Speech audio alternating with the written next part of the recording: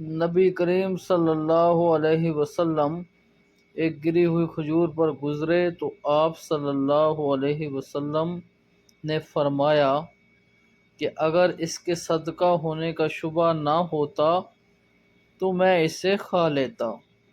اور حمام بن منبع نے ابو ہریرہ رضی اللہ تعالی عنہ سے بیان کیا کہ نبی اکرم صلی اللہ علیہ وسلم نے فرمایا، میں اپنے بستر پر پڑی ہوئی ایک کھجور پاتا ہوں۔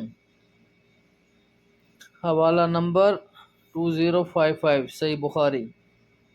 نبی اکرم صلی اللہ علیہ وسلم کے سامنے ایک ایسے شخص کا ذکر آیا جسے نماز میں کچھ شبہ ہوا نکلنے کا ہو جاتا ہے، ہوا نکلنے کا ہو جاتا ہے، آیا اسے نماز توڑ دینی چاہیے؟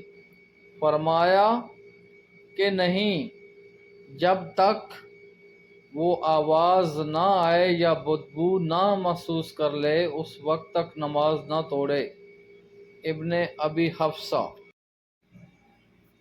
ابی حفصہ نے ظاہری سے بیان کیا کہ ایسے شخص پر وضو واجب نہیں جب تک کہ حدث کی بدبو محسوس کرے یا آواز نہ سن لے۔